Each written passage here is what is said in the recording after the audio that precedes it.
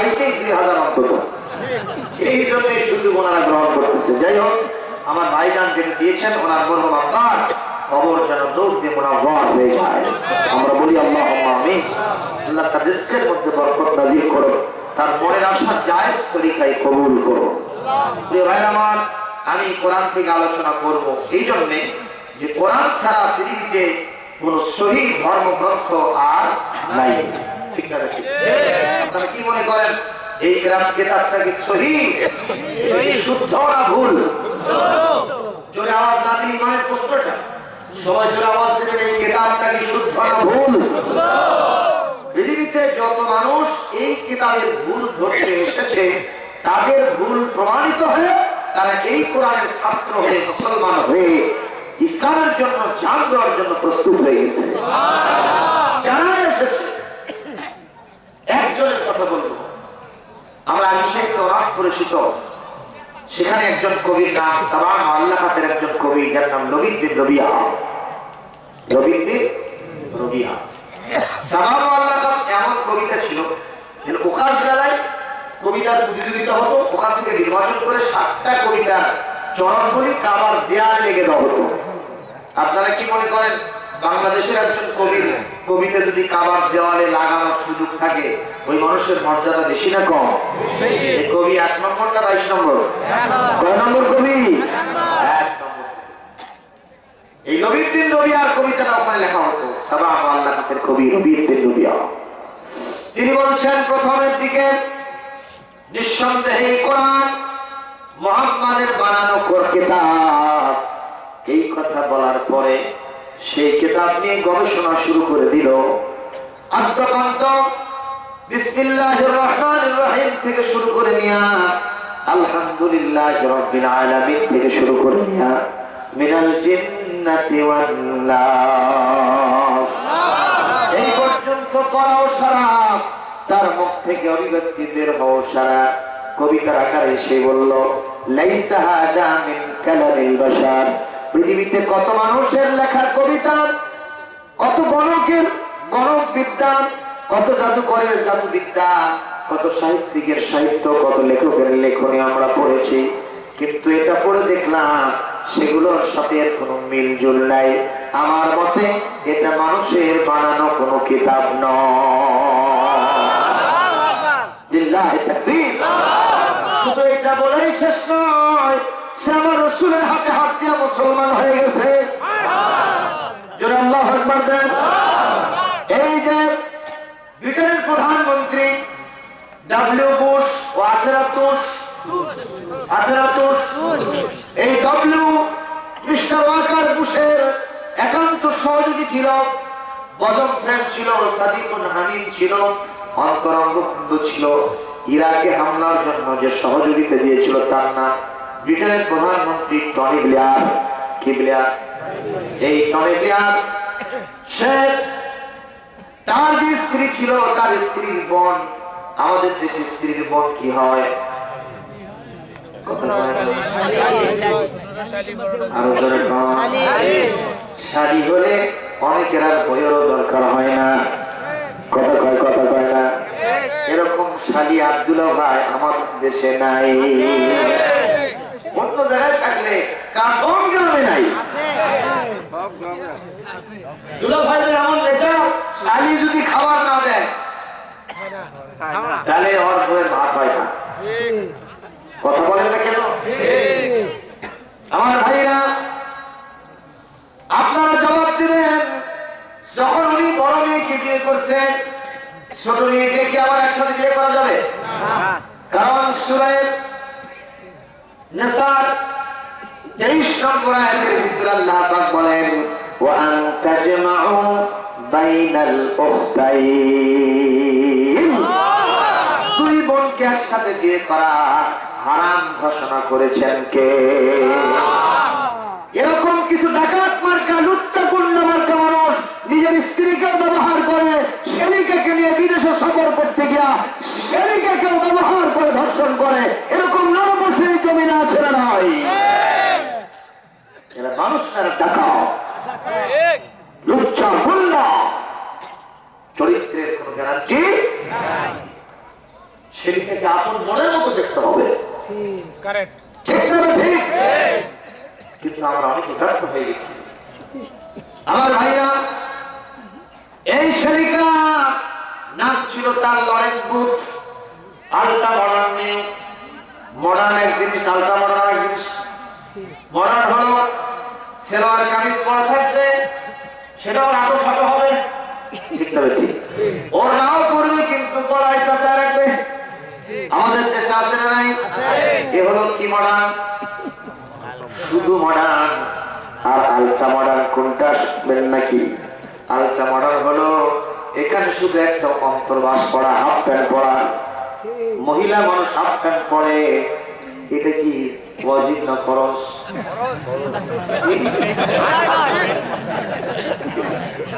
এই বাবাটি ঘুরছে। মহিলা মানুষ হাফ প্যান্ট পরেছে, আবার এখানে স্তন ঢেকে রাখার জন্য শুধু প্রেশিয়ার পড়েছে। মাথায় কাপড় নাই, কোথাও কাপড় নাই। তবে একটা জিনিস আছে, লামখালি মিমখালি নুনের ওপর যেমন এক লোকটা, পেটখালি বুকখালি কপালের উপর এক লোকটা। আছে না নাই? জোরপন আছে না নাই? এরা হলো আলট্রা মডার্ন। করে বলুন ঠিক না ঠিক? এরা মডার্ন না, শয়তানের চাইতেও নিকৃষ্ট। ডাস্টবিনে যে মাছিগুলো ভিড় ভিড় করে না, এই মাছির চাইতো যে মহিলারা আজকে তো পড়তে হয়, ল্যাংটা হয়ে উলুমগিরি বাহাপনা করে রাস্তাঘাটে ঘুরে বেড়ায়, মুসলমান যুবকদের চরিত্র নষ্ট করে। এরা ডাস্টবিনের একটা কিটের চাইতে, ওই মাছির চাইতে নিকৃষ্ট। বলে বলুন ঠিক কিনা? ইসলাম যদি কোনদিন ক্ষমতায় আসে, ইসলাম যদি কোনদিন ক্ষমতায় আসে, এখন কি ইসলাম ক্ষমতায় আছে না? কথা বলে না। আরে বলেই তো দিয়েছে কি মাথা? ইসলাম নট, ইসলাম নট, সবই কিন্তু ইসলাম নট। মাথা ফাটান লাগবে। কথা কয় না, কথা কয় না। সুতরাং যেদিন ইসলাম প্রতিষ্ঠিত হবে, কোরআন কারীমের নিজাম দিয়া এই সমাজটা যেদিন পরিচালিত হবে, সেই দিন কোন লিপস্টিক মার্কা মহিলাকে, বের করে আলট্রা মডার্ন মহিলাকে রাস্তায় ঘুরতে দেওয়া হবে না। ডান্ডা মেরে ঠান্ডা করে জেলখানায় ঢুকায় দেওয়া হবে। এমন একটা সময় আসুক, আপনারা চান কিনা? কারা কারা চান? হাত তুলে আল্লাহকে দেখান না। এক বুড়া মানুষ তো বিধ্বস্ত বলে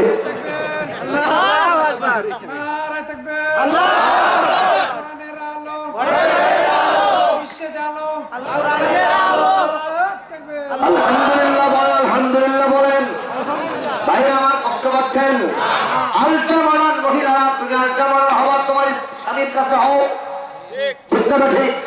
কারণ মহিলার সমস্ত সম্পদ, সমস্ত সৌন্দর্য গুলো আল্লাহ পাক স্বামীর জন্য উইল করে দিয়েছেন। সুবহানাল্লাহ।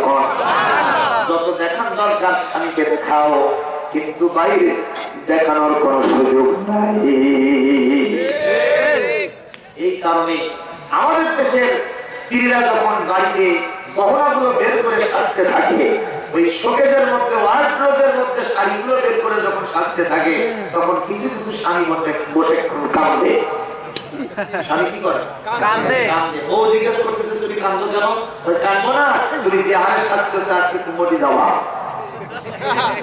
কথা কয় না, কথা কয় না।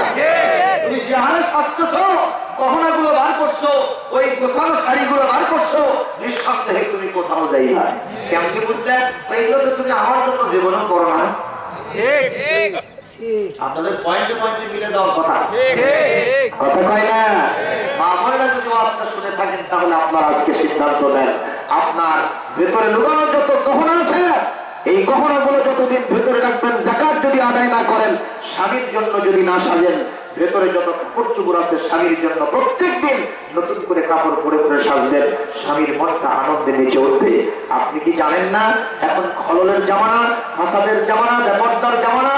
আপনার স্বামী যখন হাটে বাজারে যায়, মার্কেটে যায়, অফিস আদালতে, রাস্তাঘাটে যায়, তখন অসংখ্য বেগানা নারী তাদের লুদি দেখায়, তাদের স্তন দেখায়, তাদের সৌন্দর্য দেখায়।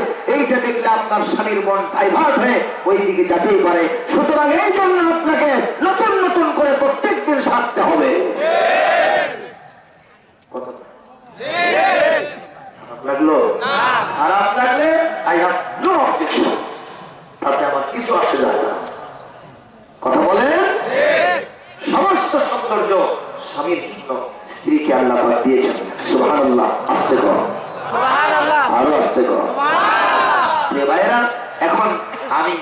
ইনশাআল্লাহুল আজিজ কোরআন কারীম থেকে আলোচনা করব। ওই যে বলছিলাম নরেন বুথের কথা, তাই না? নরেন বুথ কি করলো? চলে গেল, সাংবাদিক মানুষ, সে একজন জার্নালিস্ট, সাহাবী, সে একজন সাংবাদিক, সে চলে গেল ইরানে। ইরান সফর করতে গেল। কোথায়? ইরান হলো ইসলামিক প্রজাতন্ত্র। ইরান গিয়ে পায়চারি করছে, সাংবাদিকদের সাথে আলাপ করছে। ইরানের ডেকোরেটেড পরিবেশ, সুন্দর সুন্দর পরিবেশ, সাজানো গোছানো, এই অবস্থা দেখার পরে সন্ত্রাস নাই, অস্ত্রের ঝঞ্ঝানি নাই, নারীদের ব্যাপারটা নাই, সকলে যার মতো যে যে দায়িত্ব পালন করছে, কোন প্রকারের বিশৃঙ্খলা নাই, গন্ডগোল নাই। এই দৃশ্য থেকে তার মন, দৃশ্য দেখার পরে তার মন জিজ্ঞেস করছে যে এত সুন্দর পরিবেশের পেছনে কিসের হাত আছে? এই দেশটা কোন কনস্টিটিউশন আর সংবিধান দিয়ে চলে? সঙ্গে সঙ্গে সাংবাদিকরা প্রশ্নের জবাব দিয়ে বলল, এই সৌন্দর্য যেখান থেকে এসেছে তার নাম মহাগ্রন্থ আল কোরআন। আর জোরে বলে এইটা বলাও ছাড়া লরেন বুথ বলল, তাহলে এটা কি ভাষায়? বলে আরবি ভাষায়। তাহলে আমাকে আরবি ভাষা শিখতে হবে। উনি আরবি ভাষা শিখলেন, কোরআন কারীম শুরু থেকে শেষ পর্যন্ত তেলাওয়াত করলেন। আস্তে আস্তে আলটা মডার্ন পোশাকগুলো খুলে গেল, তার শরীরে হিজাব উঠে গেল, বোরকা পরিহিত হলো, দেশের মাটিতে কোরআন কারীমের কবিতা বুকে ধারণ করে ফিরল। তার দুলা ভাই ফরিদলালকে ডেকে তার বোনকে ডেকে নিয়ে বলল, আমার বোন এবং ভগ্নিপতি আপনারা স্মরণ, জীবনে রাষ্ট্র পরিচালনা করতে গিয়া অনেক মজা উপভোগ করেছেন, কিন্তু আসল মজা তো এখনো পান নাই। বলে সে মজা আমার কোথায় আছে? তোমার শারীরিক অবয়বকে চেঞ্জ হয়ে গেছে, বলো তো সে মজা কোথায়? সঙ্গে সঙ্গে কোরআন কারীমের সাহাবটা সামনে বের করে দিয়ে বলল, এই কিতাব, দিস ইজ এ হোলি বুক আল কোরআনুল কারীম, এইটা যখন আপনারা রিসিভ করবেন, এটা যখন আপনারা পড়তে থাকবেন, আপনাদের জীবনে আসল মজা আপনারা খুঁজে পাবেন। পত্রিকায় যে ছবিটা আসছে এটা, সে পত্রিকাটা আমি আমার কাছে দলিল হিসেবে এখনো রেখে দিয়েছি। তার নাম এখন ফাতেমা। মারহাবা, একজন মারহাবা দিল রে, সবাই বলেন কি নাম? কি নাম? এটা নকল নাম না আসল নাম? খাতুনে জান্নাতের নামটাই তো ফাতেমা। মারহাবা কর।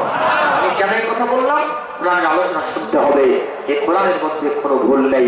সুতরাং আমরা যদি কোরআনের সাথে থাকতে পারি, আমাদের জীবন ভুল ভ্রান্তি মুক্ত হয়ে যাবে। আসুন তেলাওয়াত শুরু হচ্ছে। বিসমিল্লাহির রহমানির রহিম। ইন্না হাযাল কুরআন,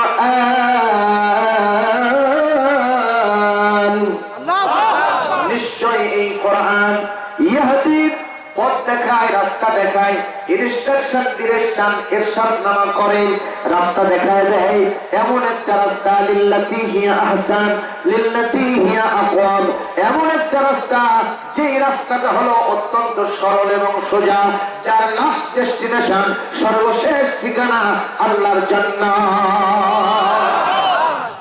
কোরআন থেকে যারা আমল করবে, এদের শেষ ঠিকানা কোথায়? জান্নাত। আপনারা কোথায় যেতে চান? জান্নাত। সত্যি চান? একজন জিজ্ঞেস করলো, হুজুর জান্নাতে গেলে কি কি পাওয়া যাবে? বলে হুরপুরি পাওয়া যাবে, তুমি যা যা চাবা তাইতেই পাওয়া যাবে। এই যে আমার ভাইও তেলাওয়াত করে, ওয়ালাকুম ফিহা মা তাশতাহি আনফুসুকুম ওয়ালাকুম ফিহা মা তাদউন, যা যা চাইবা তাইতেই পাইবা। বলে হুজুর ওগুলো সব বাদ দেন, একটু ইন্ডিকেট করে কোন ওখানে কি হুক্কা পাওয়া যাবে? আমি জিজ্ঞেস করলাম যে ভাই, হক্কার প্রতি তোমার ইয়াতো কেন হক্কা? সে বলতেছে, হুজুর আমার দাদারে দেখতাম পাইপ দিয়ে টানতো। কথা বলে আমরা আগে হক্কা মার্কা এটা নিয়ে একটু ক্রিটিসাইজ করতাম, এবার মোটর শ্রমিক ইউনিয়ন থেকে হক্কা মার্কা দাঁড়াচ্ছে। আগে আমরা ছোট ছোট মানুষ নির্বাচনে মিছিল করতাম যে ভোট দেবেন না কলার গাছে, একটা ভোটের এবার আবার দেখলাম কলার গাছ মার্কাও দাঁড়াচ্ছে। মানে এমন কিছু নেই তো বাদ দিচ্ছে। কথা কথা ভাই, আমি বললাম ভাইজান, জান্নাতের মধ্যে গোশত আছে, মাছ আছে, আবার যেরকম মানের গোশত চান, দেশি চান বিদেশি চান, আছে না নাই? আরো জোরে বলেন আছে না নাই? শুধু তাই নয়, ওয়াল্লাহি লাহামা লাহামিন তারিয়্যিন মিম্মা ইয়াশতাহুন, ওয়াল্লাহি তাইরিন মিম্মা ইয়াশতাহুন।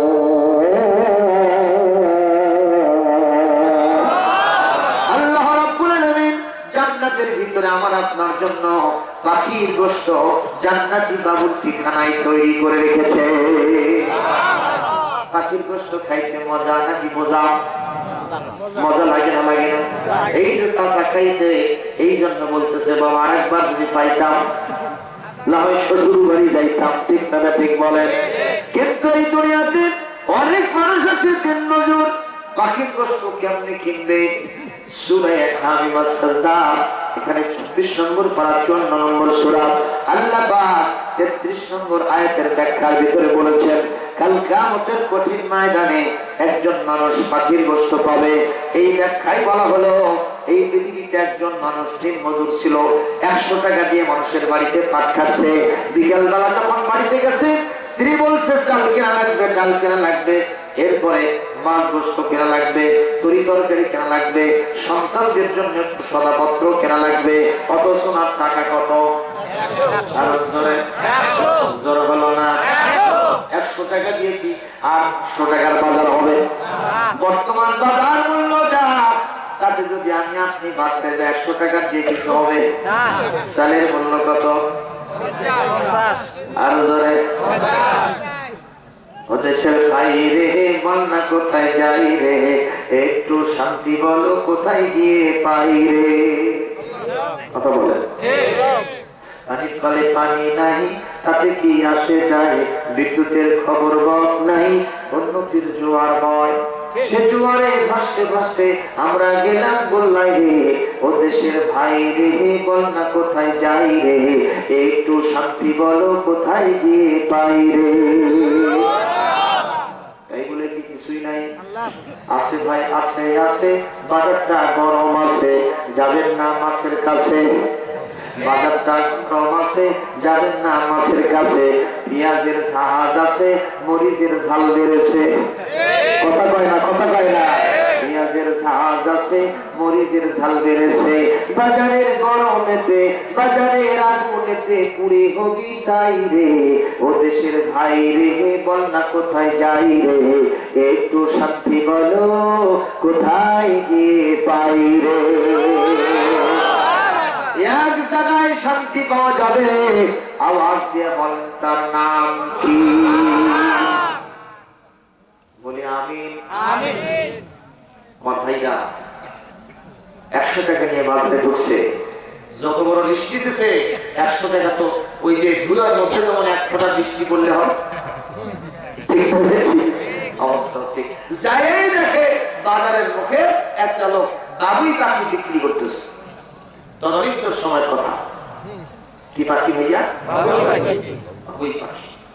তো মনের ভিতরে যাচ্ছে ওগুলো সব বাদ দিয়ে কিনে কেটে, কিন্তু চিন্তা হলো বস্তু দিয়ে কাম হবে না, ভাত না থাকে। ভাত থাকলে তা অন্তত নুন দিয়েও মূল্য সাঁতাবে। ঠিক না ভাই? তাদের মধ্যে দিলেই গরম হয়ে যাবে শুনে, কিন্তু গোস্ত দিয়ে তো কাম হবে না। লাগে চাল কিনবো, ডাল কিনবো, তরি তরকারি, তারপরে টাকা বাঁচতে সেটা দিয়ে কি কিনবো? বাবুই পাখির গোস্ত কিনবো, বাবুই পাখি কিনবো। আস্তে করে জিজ্ঞেস করছে বিক্রেতাকে, ভাইজান কত করে জোড়া? ওই 100 টাকা। কথা বলছে ওই শুনকে উঠছে, আল্লাহ ওগুলো কিনতে তো আমার 100 টাকা শেষ, তাহলে একটা যদি নেই কত দাম? দেখা যাক। আশা তো করলাম আল ঈমান বাইনাল খাউফি ওয়ার রিজা, ভীতি এবং আশার মাঝেই হলো ঈমান। সুবহানাল্লাহ। গালি কালবে আরো জোরে, ভয় থাকবে, আশাও থাকবে, জান্নাতের ভয় থাকবে, জান্নাতুল ফেরদাউসের আশাও থাকবে। ঈমানদার নিরাশ হবে না। নিষেধ করেছেন কে? আল্লাহ। লা তাকুনাতু মির রাহমাতিল্লাহ,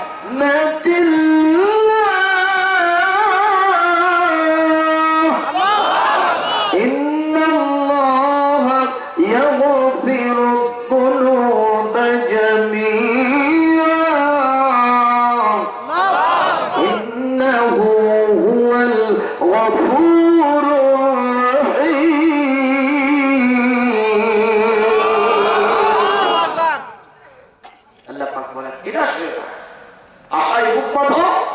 জাহান্নামের ভয় করো, আমি আল্লাহ তোমাকে জান্নাতে পৌঁছে দিব।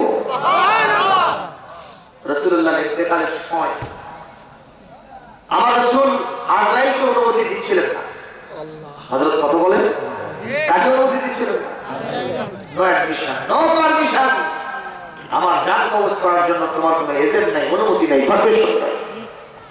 হাত্তা ইয়াতিয়ানি আখি জিবরাইল, আমার ভাই জিবরাইল যতক্ষণ পর্যন্ত না আসবে।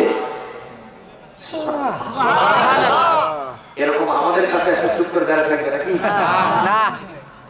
আর সেই নবীর ব্যাপারে আমরা কই উনি আর আমি একই, আমরা ছোট ভাই।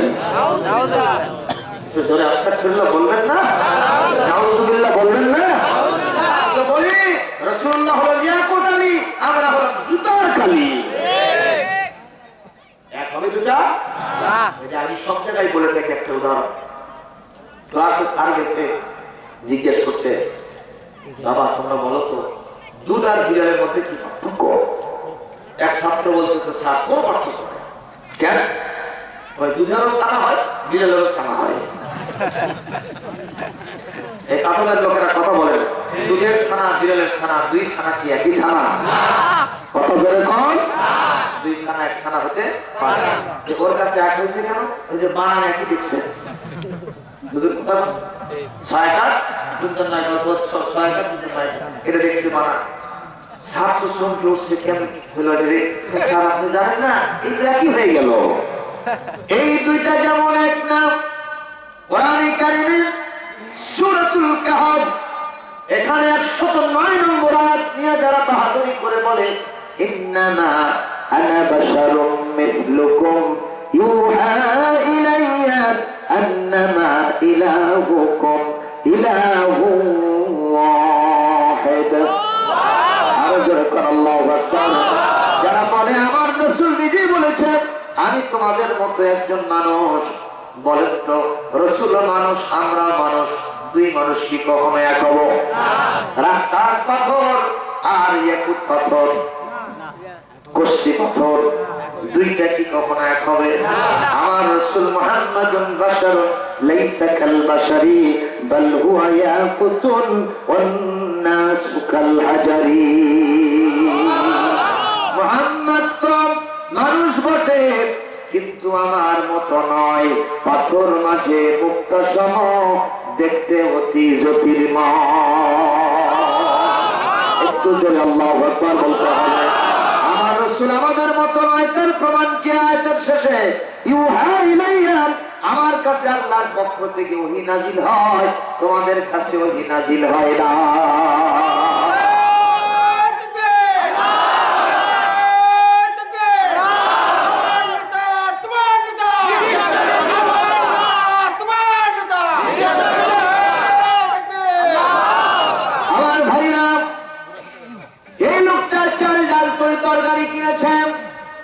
কেনার পরে পকেটে আছে মাত্র 10 টাকা। আর একটার দাম কত? 10 টাকা। কত?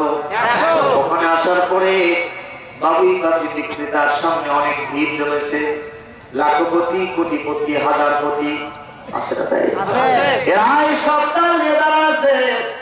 হারি সান্ডাল বেন্নামার কালো দিন মজুর, কুলি মজুর, শ্রমিক মানুষেরা ধারে কাছে যেতেও পারে না। ঈদ মার্কেটে, ওই বগুড়া নিউ মার্কেটে তো সবাই যায় না, যারা দিন মজুর তাদের জন্য সুন্দর কথা বলে। এই বাবুই পাখি বিক্রেতাকে ভিড়ের মধ্যে আস্তে আস্তে কানে কানে বলে, ভাই কলিজার মধ্যে আকর্ষণ জেগেছে, তোমার বাবুই পাখি মৌসুমী পাখির গোশত বৌদিকে একটু খাওয়াবো। ভাই রে টাকা বেশি নাই, নেই জিনিসগুলো কিনতে টাকা শেষ হয়ে গেছে, মাত্র 10টা টাকা আছে, যদি দাও একটা মাত্র নেব। এ কথা বলাও সারা, গালে একটা সর মারাও সারা। মানুষ শরমে ভরমে মাথা ঢেকেছে চাদর দিয়া, শীতের দিন বাসায় পৌঁছতেছে, রাস্তায় ফুপিয়ে ফুপিয়ে কান্দে। গরিব মানুষ কান্দলে কেউ তার দিকে তাকায় না, কিন্তু একজন মানুষ তাকাইতেন, তার নাম রহমতের নবী, করুণার ছবি, বিশ্ব নবী মুহাম্মদুর রাসূলুল্লাহ। ঈদের মাঠে সবাই লাল জামা পরে তাকবীর আল্লাহু আকবার বলে ঈদের মাঠে যায়, কিন্তু রাস্তার পাশে একটা কলিজার টুকরা সন্তান ওখানে বসে অঝর নয়নে কাঁদতে থাকে। নবীজি ওদের দলে গেলেন না, এই ছোট্ট বাচ্চার কাছে গিয়ে বললেন, বাবা রে কি হয়েছে, তোমার কান্দ কেন? সবাই তো আন্নাসু ফি ফারহ, সকল মানুষ আনন্দের মধ্যে, লিমাযা তাবকি হাজিনান, এখানে বসে তুমি চিন্তিত অবস্থায় কেন কাঁদতেছো? বলে আনা ইয়াতীম, আমি হলো এতিম সন্তান। আজকে আমার মা আমার বাবার ইন্তেকালের পরে আরেকজন পুরুষের সাথে দিয়ে বসেছে, আমি মার সাথে সেখানে যেতে পারি নাই। একদিন ছিলাম, আমার সব বাপ আমার মা আমাকে কাছে নেই জন্য আমার মাকে আচ্ছা করে আমার চোখের সামনে মারছে। ঈদের দিনে মার কাছে গেছিলাম, মা বলেছে, বাবারে আমি কিছুই দিতে পারবো না, তুমি রাস্তায় যে কাঁদতে থাকো, যে রাস্তাটা বিশ্ব নবী নূরের নবী যখন ওই ঈদগাহে যাবে, কেউ যদি তোমার দিকে না তাকায়, নূর নবী ইয়েতিম নবী তোমার দিকে তাকাবে।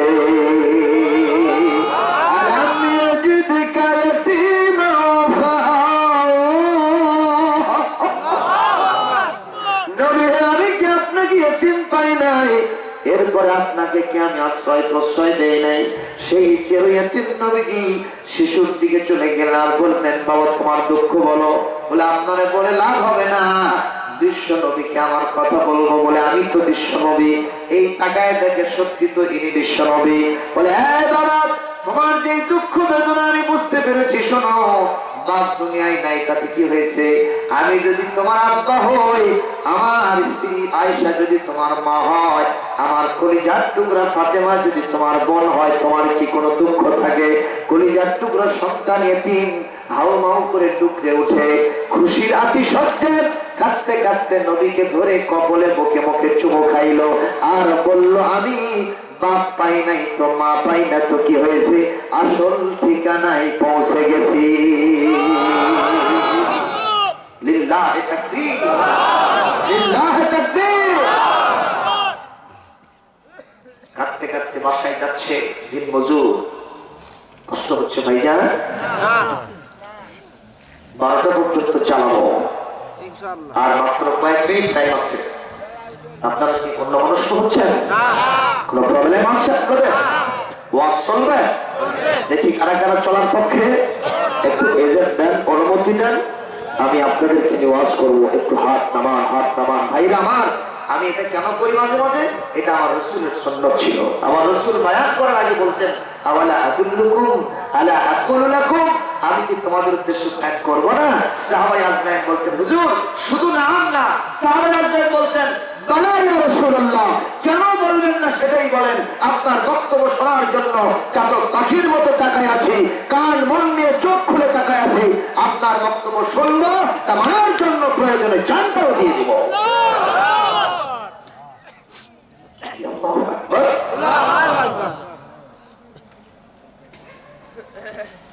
বাড়িতে ফিরেছে, রাস্তায় এতক্ষণ কেঁদেছে তো, বলেন তো বেশিক্ষণ কাঁদলে তার চোখের অবস্থা অন্যরকম দেখা যাবে না? চোখটা খোলা খোলা থাকবে। স্ত্রী, আমাদের স্ত্রীদেরকে আমরা দেখতে পারি না, কিন্তু স্ত্রী যারা যারা আসল মাইয়া কারণ জাত না, কথা কয় না, যারা আসল মানুষের বাচ্চা মেয়ে আপনার ঘরে যে এসেছে, আপনার প্রতি মহব্বত তার আছে, কথা বলেন না কেন? কিন্তু খাওয়া খাওয়া গন্ডগোল বাজায় এই কারণে যে আমরা মনে করি যে আমি যখন তারে পাইছি, এগুলো আমার কেনা দাসী, দাসী ইচ্ছা মতো ব্যবহার করবো না। আপনাকে মর্যাদা দেওয়া হয়েছে 1 গুণ, আর আমার মায়ের জাত মহিলাদেরকে মর্যাদা দেওয়া হয়েছে 3 গুণ। ওনাদেরকে মর্যাদা দিচ্ছে, এই জন্য আপনারা সুবহানাল্লাহ কইলেন না, জোরে বলেন। আমাদের দেশে এটা হয় না কেন? কেন বলি মনে হয় না? আমরা তাদের অধিকার আদায় করি না। ঠিক আছে, মাছ আপনি যত কেনেন, ওই কাল্লাটা মাথাটা খেলে আপনার ভাগিয়ে যায়, কিন্তু কোনদিন আপনি বলেন নাই যে সালেহা আজকে মাথাটা অন্তত তুমি খাও। কথা বলে কোনদিন আমরা বলি না, বরং আমরা খাই আর তল থেকে তাকায় থেকে দেখি এক স্ত্রী নাকি 7 দিন পর